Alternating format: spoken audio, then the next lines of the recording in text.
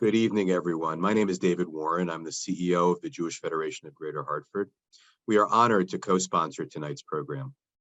The State of Israel was created in 1948, roughly the same period as the founding of the Jewish Federation of Greater Hartford. For nearly 75 years, our Jewish Federation has helped Israel through some of its most challenging crises. Today, we support critical social services in the region and efforts to build bridges of understanding among diverse groups. We also work to explain the complexities and nuances of the region and to combat contemporary manifestations of anti-Semitism, including the projection of classic forms of anti-Semitism onto the Jewish state. The Abrahamic Accords were motivated by a variety of geopolitical and economic factors. As important, though, is the brave and forthright spirit in which the parties and the citizens of the countries involved, including religious leaders, have approached the Accords. The late Rabbi Jonathan Sachs, in his book, The Dignity of Difference, written shortly after 9/11, wrote that while religion has too often been the justification for conflict, quote, religious voices must be raised in protest. If faith is enlisted in the cause of war, there must be an equal and opposite counter voice in the name of peace. These accords are a critical step in that direction. We look forward to working with our partners in the region and locally to do whatever we can to expand the impact of this transformative initiative. Thank you.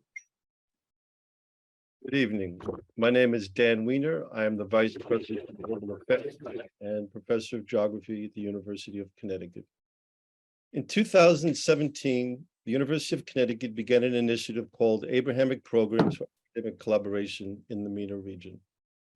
The program was established before the Abraham Accords were established. Our objective was to rethink Middle East studies within the frame of a common cultural and epistemological heritage. Our inaugural symposium was entitled Jewish, Christian, Muslim Intellectual Exchanges in the Medieval and Early Modern Mediterranean. This was our way to look at historical region that also has a history of coexistence and religious tolerance without romanticizing the Al-Andalus period.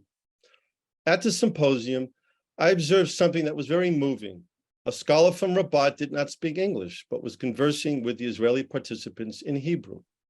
He had taught Hebrew to imams in Morocco and had translated numerous Moroccan Jewish manuscripts into Arabic. And then I watched as our guests from Lebanon and Haifa developed a friendship and also connected in a very, very deep way. I can give multiple examples of this personal dynamic of our Abrahamic programs, but I tell these two stories because we have witnessed at UConn expressions of joy and relief in the people-to-people part of the program. It reminds me of the many political conversations that I've had with Palestinian friends and colleagues in the region, even with significant political differences. We like to call each other cousins. It's comforting. So yes, the Abraham Accords are about Iran as a common enemy. And yes, the Abraham Accords are about access to advanced weaponry. And yes, the Abraham Accords are about access to Israeli technology. Yes, the Abraham Accords are about Israel having access to regional markets. And yes, the Abraham Accords are a fundamental transformation of the MENA regional economy. But I tell these two stories tonight because the Abraham Accords are also a transformational welcoming of the Israeli people, Jews and Arabs, into the region. The Accords are a fundamental break of the politics of hate and conflict that have dominated the region for almost 1 century. The Accords are also an important recognition that multiculturalism is good economic development policy too. Sadly, there is no evidence yet that the Abraham Accords have helped in resolving the ongoing Israel-Palestinian conflict. Maybe that's coming. I would also like to mention that we're very proud that we now have a Joseph I. Lieberman Abrahamic program that focuses on innovation and entrepreneurship in leading MENA universities. Please stay tuned about that. Thank you, World Affairs Council, for hosting this important event. And thank you, panelists, for joining us today. I look forward to listening and learning from you this evening. Thank you, Dan. My name is Megan Torrey. I am the Chief Executive Officer of the World Affairs Council of Connecticut. And I want to thank Dan Wiener, who without him, this program wouldn't be happening in the Jewish Federation. One of the keystones to our work at the World Affairs Council of Connecticut is partnership with the community. Tonight, we have a very special program that's going to happen in 3 parts, where we have some very special guests with us tonight. First, I will bring in Ambassador Almheiri, Consul General of the United Arab Emirates to New York, and then Ambassador Reuben, Consul General of Israel to New England, for a discussion on what the Abraham Accords mean for the region. And then we have 2 very special guests that are familiar to many of us. Of course, we have our former senator from the great state of Connecticut, Joseph Lieberman, and we have Rob Greenway joining us to sort of baseline where we are at with the Abraham Accords. But I want to encourage everyone who is listening, everyone who is here with us on Zoom, to use the Q&A function throughout to ask as many questions as possible. We really want to hear from you and we want to hear your voice. So I want to get started by bringing in our voices from the region. So I want to welcome Her Excellency Ambassador Almheiri. Thank you so much for joining us. Thank you very much for having me. And this is a wonderful opportunity to be here today with such a distinguished panelist and guest. Thank you very much. So Ambassador Almheiri, I'm hoping, can you tell us, what does the Abraham Accords mean for you on the ground in UAE, for the average citizen walking around in the UAE today? What is the impact? What is your perspective? I would first start by saying that the Abrahamic Accords was the most meaningful positive development in the region in the past 20 years. And I think as a mother who has kids, I would want my kids and the coming generation to live in a stable region. So as an Emirati woman and seeing all of those, which reached, I think, 500,000 Israeli tourists that visited the UAE. Seeing all of those tourists in the UAE, the number of direct flights, I think it's 7 or 8 direct flights between Israel and the UAE. The kosher restaurants that's been opening now in the UAE, the flourishing Jewish community. Last week we've seen one of the biggest Jewish weddings in Abu Dhabi. And this is really something that gives you basically how is it on the ground. I also like to refer to it as the way we refer to COVID, like pre-COVID and post-COVID. And I think we're going to look at this in the future and refer to this Abrahamic Accords as a pre-Abrahamic Accords, post-Abrahamic Accords, and we're going to see the difference and the positive that brought to the region, to the UAE, to the generation to come, to my kids, and I think to all of us. Fantastic. I'm going to bring in Ambassador Reuben and ask you the same thing about the perceptions on the ground in the region. Thank you, Megan. And as Ambassador Almheiri said, it's wonderful to be able to participate in this event, and thank you for inviting us. I'd like to maybe start with something that has been sitting on my desk for more than, nearly 15 years. And that's a small box with the 7 sands from the United Arab Emirates, because way before the Accords, I went with another colleague of mine on my Israeli diplomatic passport via Turkey on Emirates to the United Arab Emirates, to both Dubai and to Abu Dhabi, where we were asked to advise and help write a basis on international cooperation and the Emiratis were already interested in hearing about how we did it and what our international cooperation called Mashav is all about. So we sat in Abu Dhabi for more than a week writing papers to and fro, which was actually quite interesting. And ever since then, I've had that wonderful little box of the 7 beautiful sands of the United Arab Emirates on my desk. Before coming to Boston in 2020, even though it was COVID time, I was Israel's chief of state protocol and had the honor of sort of working behind the scenes in organizing ministerial meetings and the first flights between the Gulf and Israel, and the conversations between our prime minister then and Benjamin Netanyahu and other ministers from the Gulf, and this was really something that was wonderful to be able to be there behind the scenes. And what can I say? I think Ambassador Almheiri said correctly that the accords are of an imperative importance to the Middle East. First time in nearly a quarter of a century that we have new accords with our neighbors, both in the Middle East and in North Africa.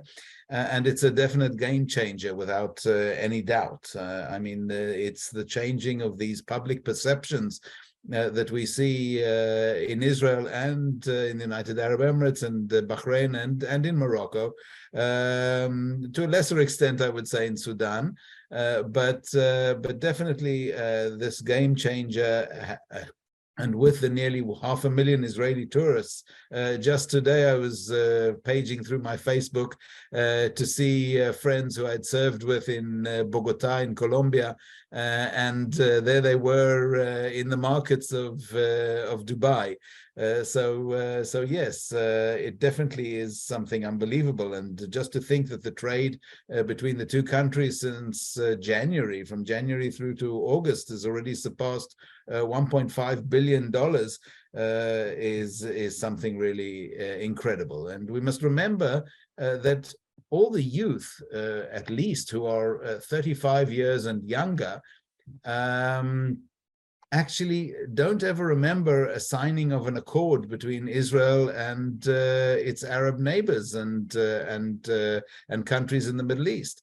Yes, there's still a long way to go, of course, but all of a sudden Arabic is becoming popular again, something that it should have been all the time. I learned basic Arabic at school, but unfortunately, it's something that sort of has died out over the time. But now, with Israel has over 1 million people who can show their origins from Morocco, and Arabic is coming back into fashion, and that's wonderful. So those are some of the tangible benefits I know. And then Dan talked about, this being, focused on business and trade and focused on security cooperation. I wonder if you, Ambassador Reuben, and then we'll go to Ambassador Almheiri, can sort of further quantify some of the tangible results you're seeing on the ground. First and foremost, the tens of accords that have been signed between Israel and the United Arab Emirates, and Israel and Bahrain, and Israel and Morocco, and the fact that businessmen ply the routes backwards and forwards. We would, of course, like to see more people from the Gulf and Morocco in Israel, but I think this is something that will come with time.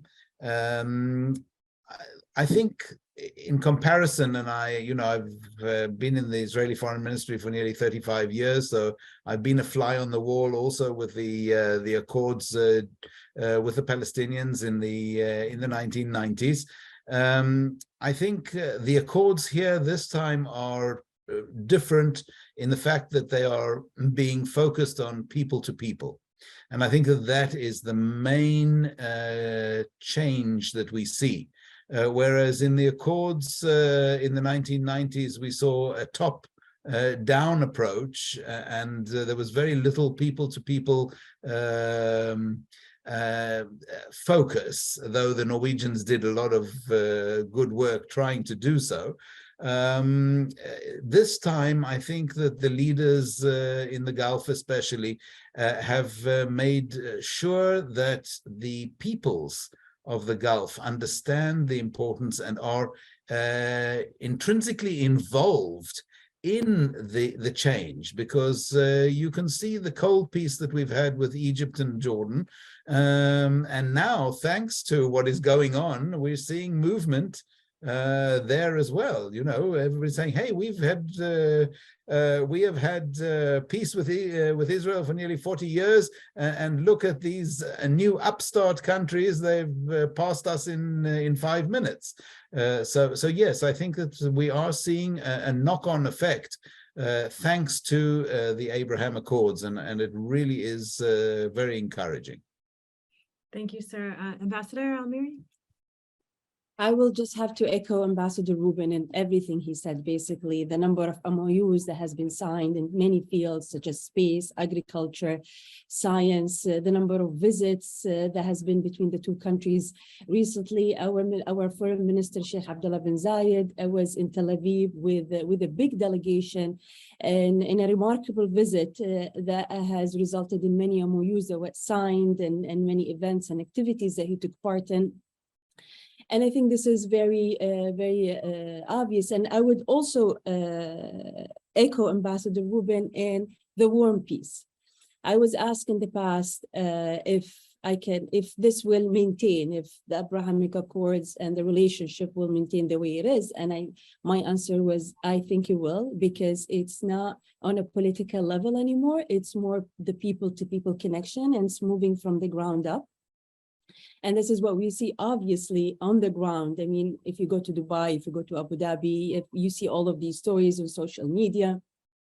And this is really what will maintain it, I think, for a long time, will make it last for a long time. I have a personal story of myself. I mean, my son, last week, he came back from school and he's junior, he has 1 year to graduate. And he was telling me that him and a friend of his were making fun of themselves because they're going to be soon joining the national service, which is a military service.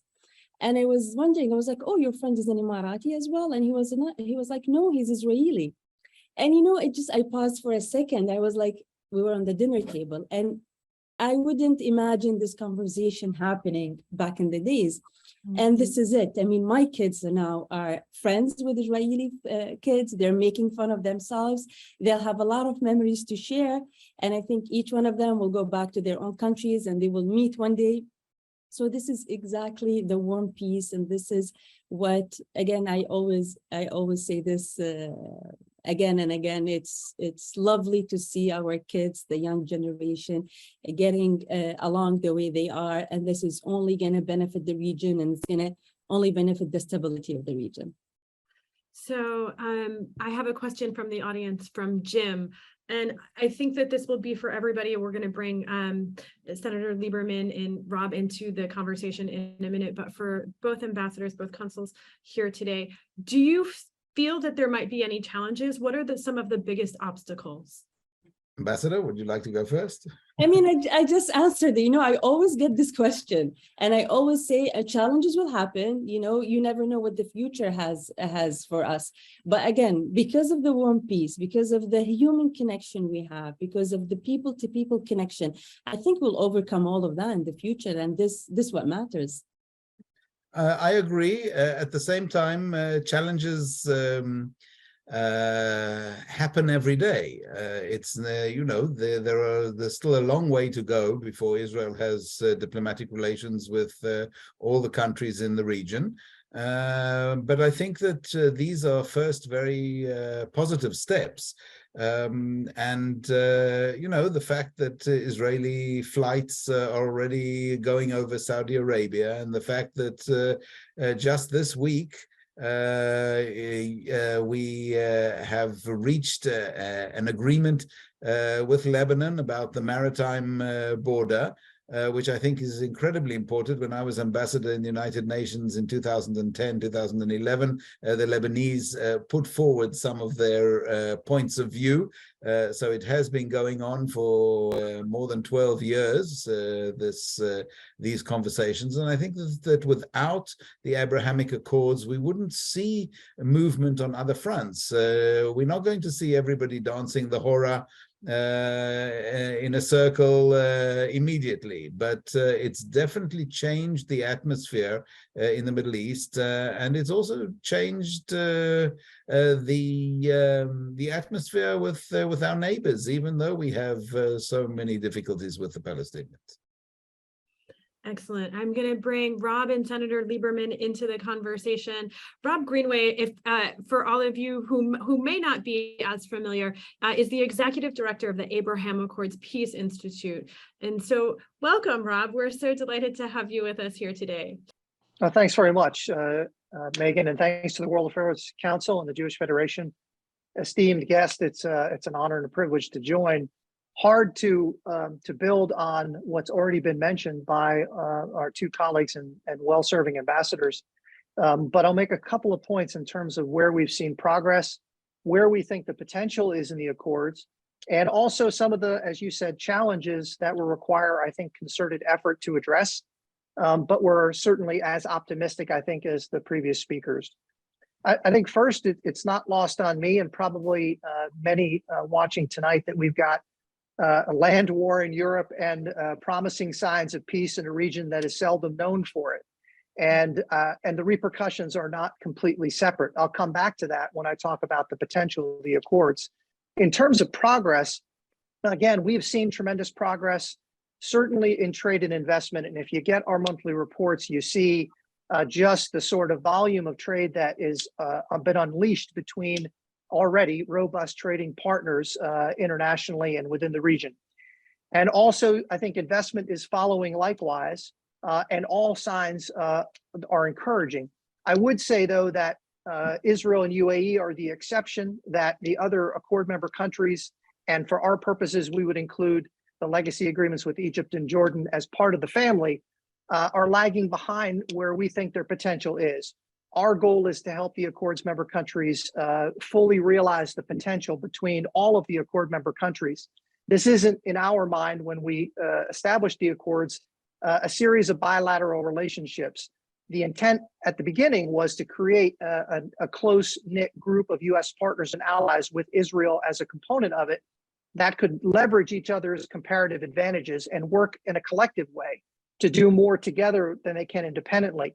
And so evolving beyond the bilateral ties is, in our minds, a key component of the necessary trajectory for the Accords as a group. And the benefits derived from that would be so important, I think, even more so than they are now, that would attract new members. And so that expansion would be, once again, a realized potential. And the momentum that we had in 2020 would be regained. Second, I would say that in terms of the multilateral potential and where we are focusing our time and our resources now are working with the Accord member countries at their request to work on the fields of energy cooperation. And this is, again, where the aftermath of the Russian invasion of Ukraine comes into question as Europe scrambles to offset that loss of Russian natural gas. We think the Accord member countries can and should play a critical role in offsetting and supplanting it. There's more than enough potential in the Eastern Mediterranean alone, but in the broader Accords member countries, in terms of near and midterm solutions to the problem, we think the Accords member countries can and should play a more significant role. And that would, of course, strategically realign the two regions in a way that I think would be incredibly productive. On the food security front, also impacted by what has happened in Europe.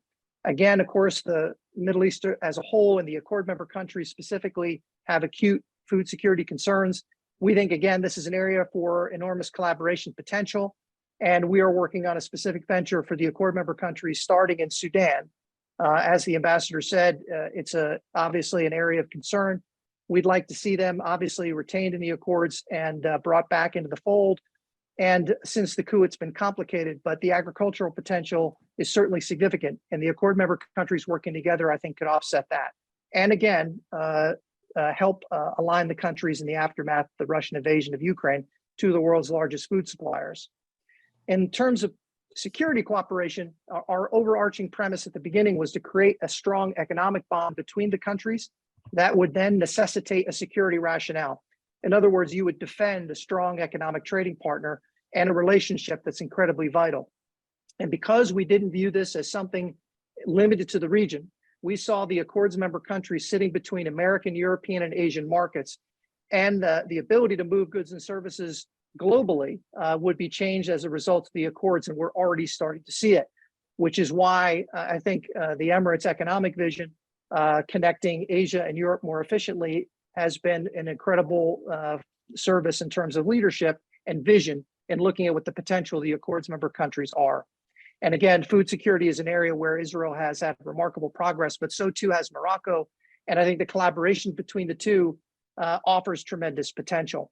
On the people to people side, at the end of the day, peace comes down to people, and this is what has differentiated the Abraham Accords from its predecessors in some ways. We see opportunities in tourism, but we also see, as has already been mentioned, a lack of Arab Muslim tourists from the Accord member countries going to Israel, and we're working to fix that as best we can. And it will increase the people-to-people contact in academic areas, in athletic competition, in the arts, as well as in entertainment. And again, these are vibrant economies across the board, and they have vibrant arts communities and athletic programs that should be integrated. My last comment, I think, is that expansion is important, that deriving the benefits, seeing the benefits of the Accord member countries will encourage others to join. And I think we all would like to see that. And I think there's a very real possibility, and we're hopeful that that will happen. We do think that the international community has a role to play in supporting the existing Accord member countries and also encouraging others to join. And we're working mightily to help make that happen. And lastly, I would say all of us in the United States, public and private, have a role in supporting the Accords in the member countries and encouraging others to join. And certainly at the Institute, we're committed to doing that. And we're honored to include in our ranks Senator Lieberman on our advisory council. And so we are working full time to sustain and strengthen and expand the ties to the Accord member countries. I look forward to your questions, and again, appreciate the opportunity to be with you tonight. Thank you so much, Rob. Senator Lieberman, welcome. We're so honored to have you with us. As one of our, national leaders, can you talk about the role of U.S. leadership in these accords, and how, in what role the U.S. can play in further strengthening the accords? Yeah, thanks, Megan. Thanks to the World Affairs Council, to the Jewish Federation, and to my friends at UConn who are kind enough to name this one part of their Abraham initiative after me. It's a real honor. So I'm glad you asked that question, because I wanted to put the Abraham Accords in this context. It is one of the most significant diplomatic accomplishments of recent decades, in my opinion. It didn't come out of nowhere, but there were antecedents to it. But it would not have happened without the very active involvement and leadership of people in the Trump White House administration, including obviously particularly Jared Kushner, also the American ambassador to Israel, David Friedman, and others, including Secretary of State, et cetera. But statecraft really played a difference here. And I'll just say very briefly, I was thinking as I was listening, I go all the way back to 1991, after the Gulf War of that year, when U.S. went into Kuwait to push Saddam Hussein's army out of there and to protect and stop him from going to Saudi Arabia. And I went to Saudi Arabia that following summer of 91, and I'll say parenthetically that Prince Bandar, who was then the ambassador from Saudi Arabia to the U.S., said, I have a young man on my staff. I think he's going to be something one day, and I've asked him to accompany you on your trip. And that was a young man named Adel Al-Jaber, who of course became the foreign minister of, and ambassador at one point, foreign minister of the Kingdom of Saudi Arabia. But one of the memorable events that week I was there in 1991 was a dinner that was held with a bunch of leading Saudi businessmen, and they said after the U.S., so this was U.S. leadership militarily, but after the U.S. came into this area, there's a feeling toward the U.S. and maybe this conflict and the American victory in stopping Saddam will open new opportunities for us in Saudi Arabia to work with our neighbors in Israel. Think about the business partnerships that could come from this and the technological partnerships. Well, that never happened. The region wasn't ready. And for that period of time and the years that followed, in the US, there was almost a singular focus on the Israeli-Palestinian conflict, which was understandable. And there still has to be a focus. But over time, there were, I'd say, covert or non-public contacts between so many of the Gulf Coordinating Council Arab countries and Israel.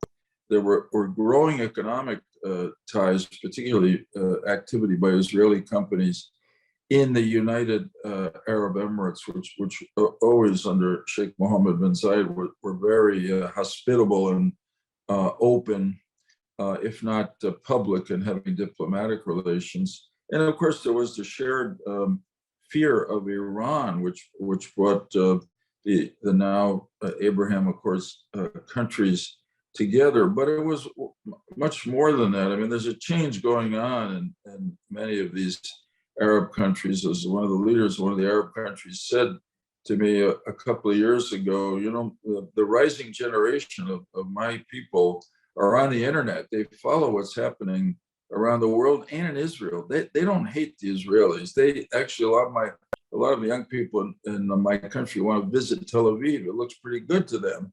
And they want to get involved in business activities with their peers in Israel and put all that together.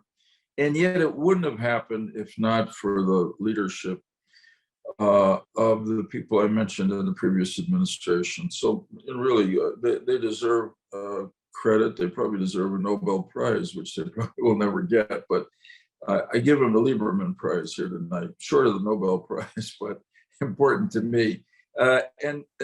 This leads to really the direct answer to your question, Megan. The American leadership, and there's room for others, Europeans too, to push the existing Abraham Accords countries to really deepen and broaden the relationship more than just an announcement, and also to try to bring more of the countries into it. And of course, the most significant at some point will be Saudi Arabia because of its size, because of its role, the king's role as the custodian of the two holy mosques in Mecca and Medina.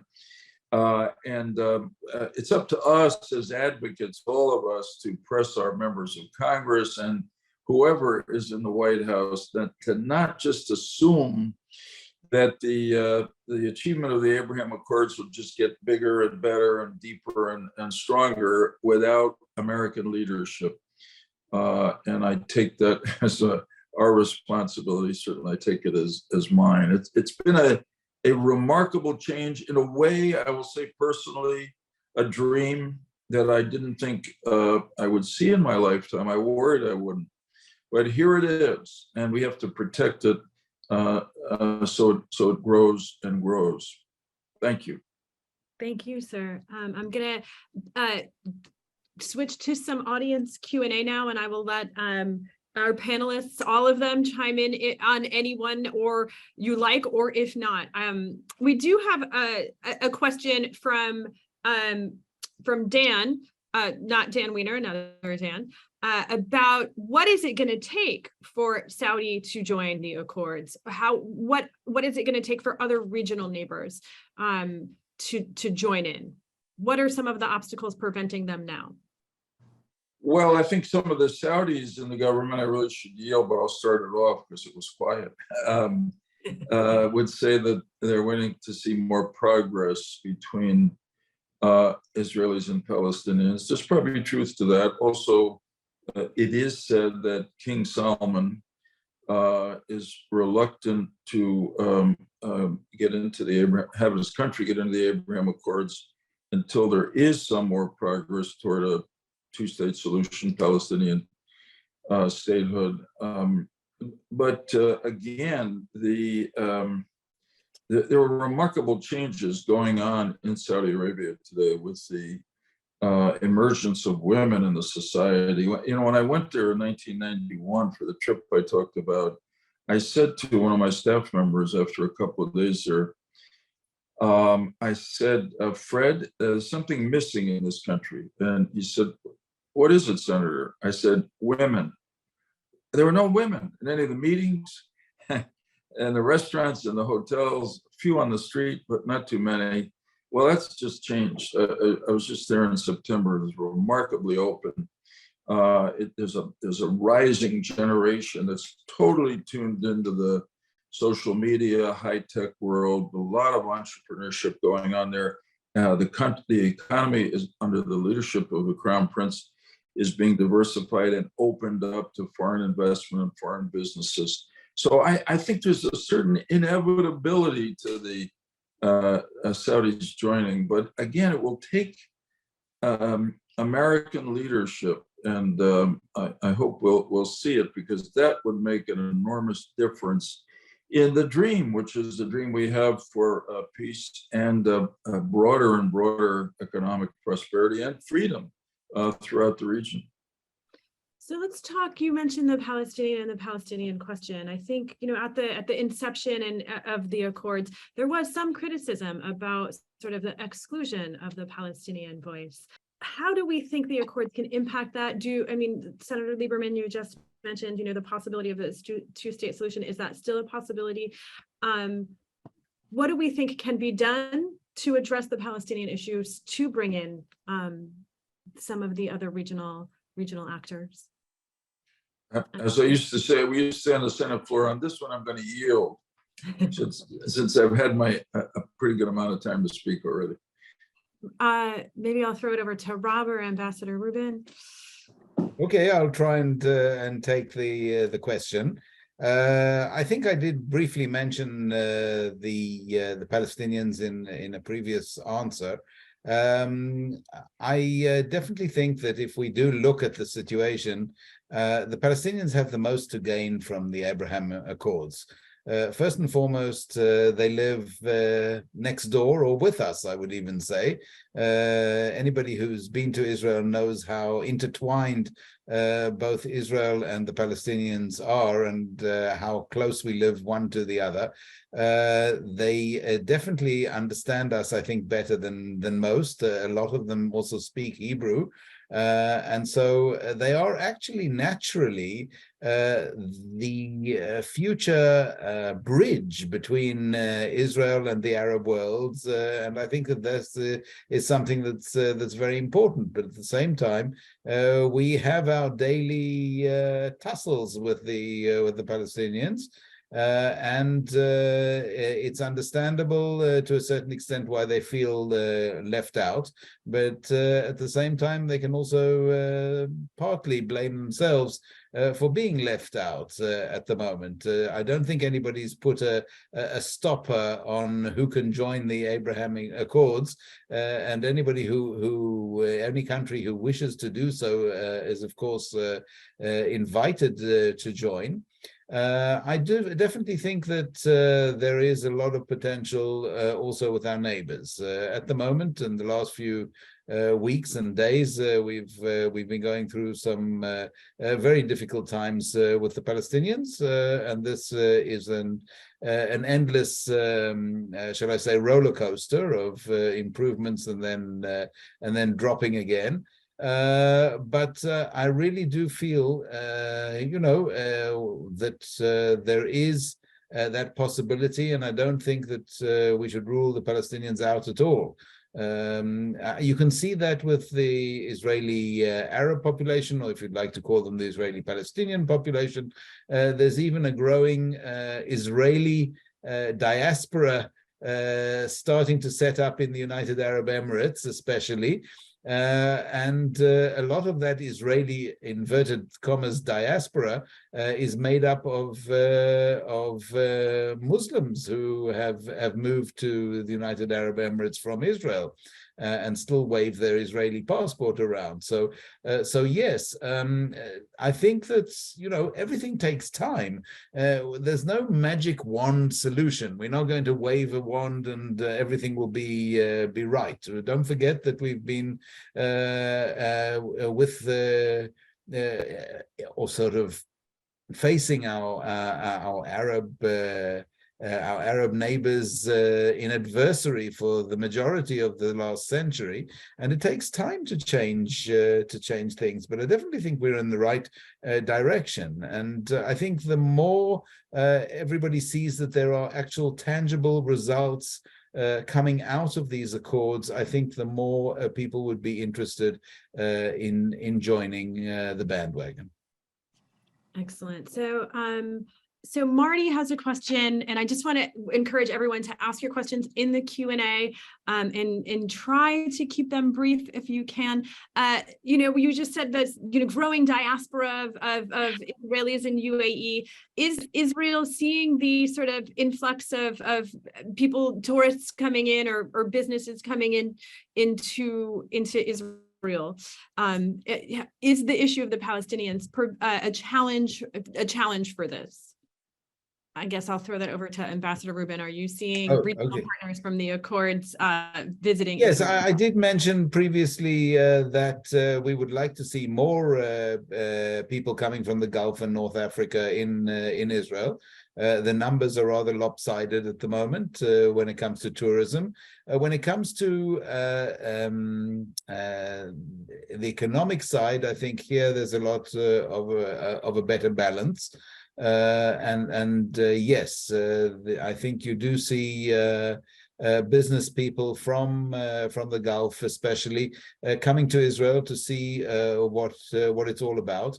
Even before the Abrahamic Accords, and I remember that because the Ministry of Foreign Affairs had to provide visas for a lot of people. Many people came from the Arab world for medical procedures to Israel long before the Accords, and I think that this is something that our neighbors know, that we do have things to offer, and together we are so much more powerful. I think that is the essence of both the Accords and of where we are to go. I think this is the way I see it, at least. I don't know if anybody else in the panel would like to comment. Well, I just say I want to come back to what I said earlier and saluting the leadership of the U.S. in bringing about the Abraham Accords, but really it took leadership in the UAE and Bahrain and Morocco and Sudan also to join, and it will take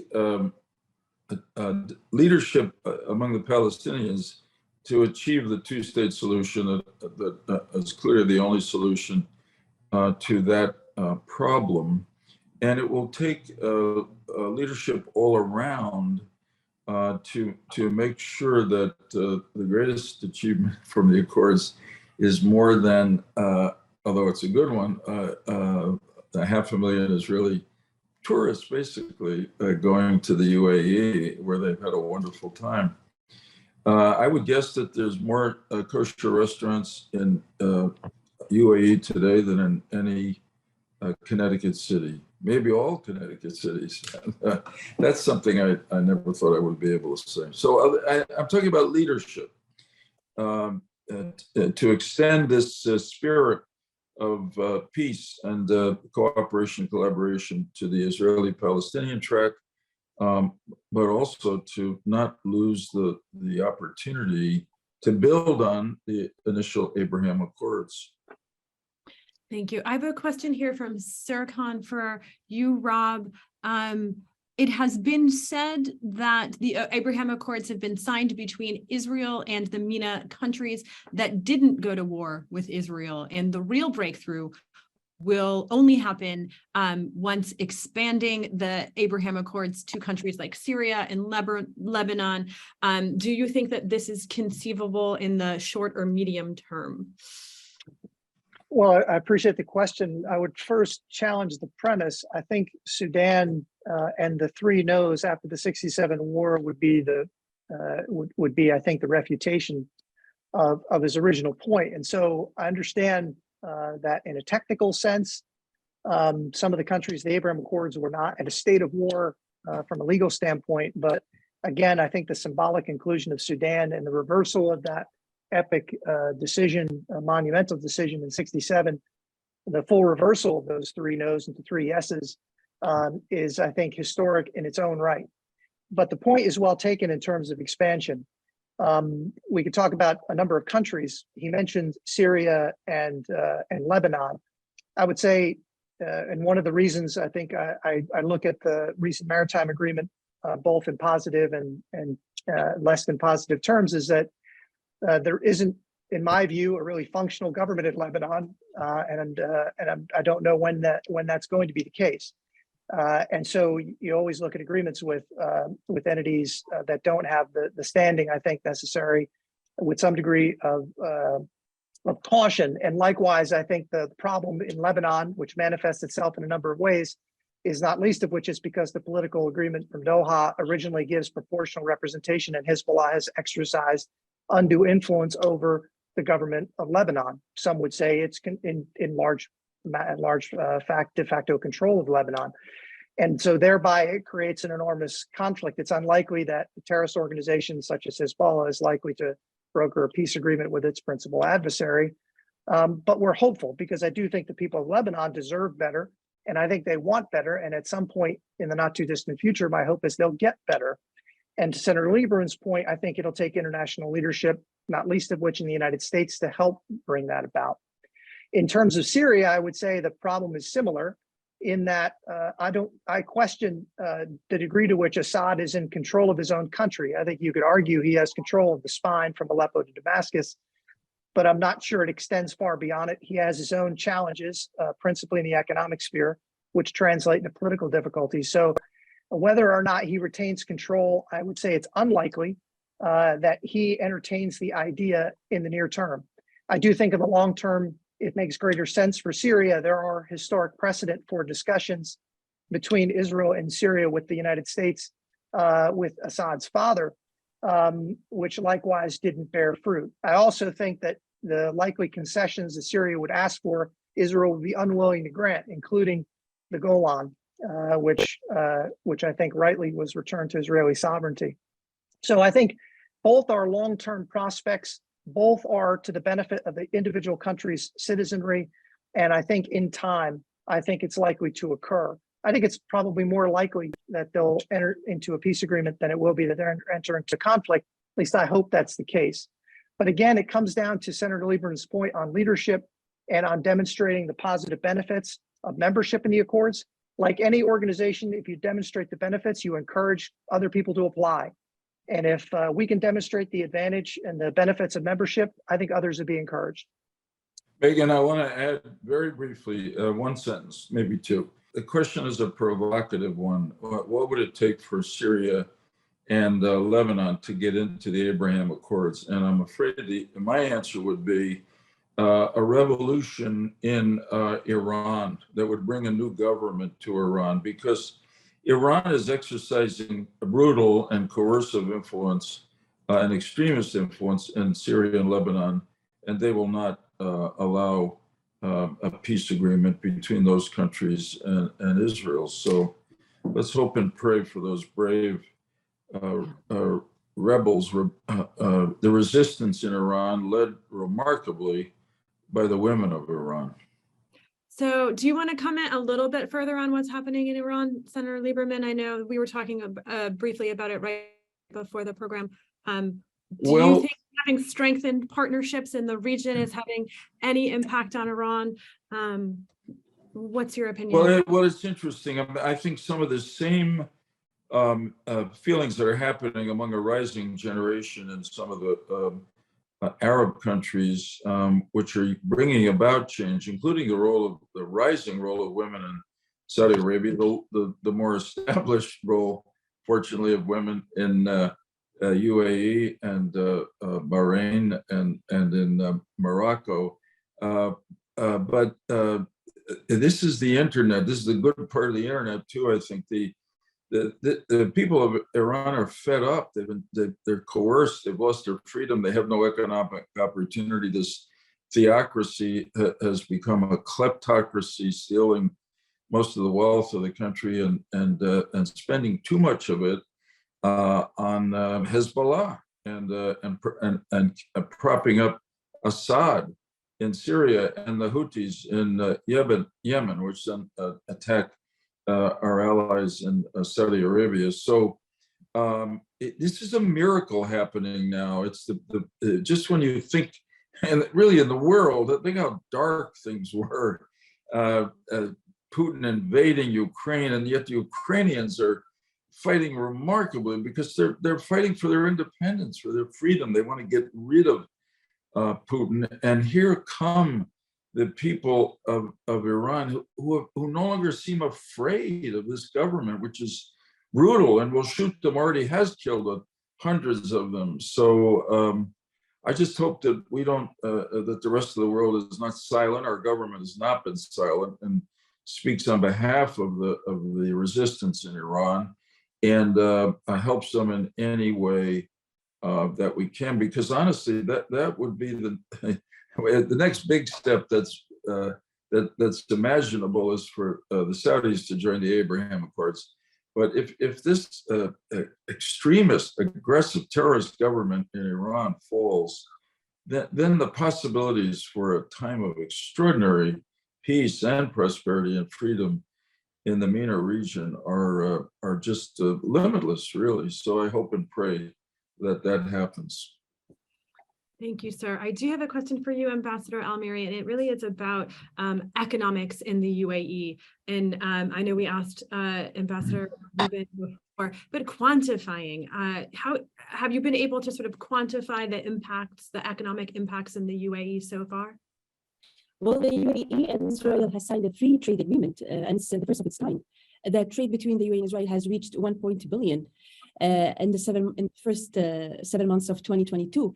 So and from the magnitude of the MOUs that has been signed and the businessmen visits between the two countries and the investments, I really believe that the opportunities is just gonna grow in the coming years, and investments is just gonna keep going higher and higher. Fantastic. Sorry. So I have a question from Richard Pfeiffer, who wants to know what, as American Jews, what can American Jews do to support continued movement towards peace and understanding between the UAE and Israel, and in essence, I think Richard, I'll impart all partners to the Accords. I think the way he can help is invite more American Jewish to come and visit the UAE. I mean, from my post here in New York and engaging with a lot of Jewish community in New York, I met a lot of people who has never been to the UAE and familiar with the country. And I think the only way to understand the UAE and develop more, you just come and by visiting it. We have direct flights to UAE and direct flight from UAE to Tel Aviv, and we always encourage that a visit to the UAE and after that to Tel Aviv will be really interesting and fun. And also they can also be on another hand ambassadors to the Accords. I mean, they can be speaking about the Abrahamic Accords and promoting it to a wider group of people who really doesn't have the info of what happened and what's going on, what we're looking forward to. So we're running out of time, but I want to give everyone a chance to sort of summarize your thoughts. maybe tell us what your greatest hope for the future, what you think the greatest possibility is. And I'm going to start with you, Rob, if that's okay. Of course. And again, I greatly appreciate the opportunity. I think my greatest hope is that the bilateral ties will expand and multilateral ties will demonstrate the real potential, and that the U.S. and international community will demonstrate strong support for the Accord and member countries and encourage expansion. And I think, too, that the multilateral ties between Accord member countries in the economic space would transition to a new enduring regional security architecture, which was also part of the original vision, that which would be a bulwark against threats now and in the future. And I think that cooperation and potential is bright. And as I said at the beginning, who would have imagined we would have a land war in Europe and burgeoning signs of peace in the Middle East just a few years ago? But that's the reality. And as Senator Lieberman said, we've got cause for great hope, depending on what happens to the brave people in Iran. But again, I appreciate it very much. And it was great to join you all this evening. Thank you. Thank you, Rob. Senator Lieberman? Well, I think the one of the most important things done with these Abraham Accords is that they were named for Abraham, our father, and they remind us that we're brothers and sisters, and that the differences between us in the Middle East have been political. They're historic, they're real, that is, they come from more recent history. But we go back to a same father in Abraham, and because this involves the three monotheistic faiths, we go back to the same God. And it's really important that these accords capture that spirit, and we build on it. If you ask me what I hope happens next, I've said it. I hope the Saudis sooner than later come into the accords, and that the people of Iran take back their government from the haters and killers who control it now sooner than later. And maybe I should add and finish by saying, inshallah. Thank you, sir. Ambassador Reuben? I think I'll add what everybody has said. First and foremost, one would hope that this area, which has been known for too long as an area of war and conflict, would become an area of peace and prosperity and lead the way in the world. And I think that this is something that can definitely be done. There are a lot of economic pluses in the neighborhood, whether they be natural gas, whether they be oil, whether they be the possibility of feeding the world. We mustn't forget that the Fertile Crescent wasn't called the Fertile Crescent for nothing. And yes, I think that we definitely have and would hope for a definite change in the neighborhood, and I think that these are the first major steps towards that change. I'd also like to thank everybody for the honor of participating. Wish you all a Shana Tova, a happy new Jewish year, and also happy holidays for Tabernacles, for Sukkot. And it's been an honor to participate, and thank you. Thank you. Ambassador Almheiri? I'll make this really short, and I would go back to the point of youth. UAE and Israel has a big percentage of youth, and I think looking forward, the youth of two countries has to engage more, and they have to take over and move forward for a better future of the region. Thank you so much. I want to thank our wonderful panel, very distinguished panel here today. You know, working in a World Affairs Council, you're oftentimes looking at the world on a daily basis and seeing all of the conflict, all of the strife, and its world is certainly a complicated place. But this conversation has been one of the most hopeful conversations we've had at the World Affairs Council in a long time, in a region that has for a long time been, you know, in protracted conflict. It is so wonderful to see the bright light and the hope that the future can bring, and that today is bringing. So thank you all for joining us. Thank you to the Jewish Federation. Thank you to Dan Wiener from UConn Global. And thank you all for joining us. I really appreciate it. And we're just delighted. Thank you so much and have a great night, everyone.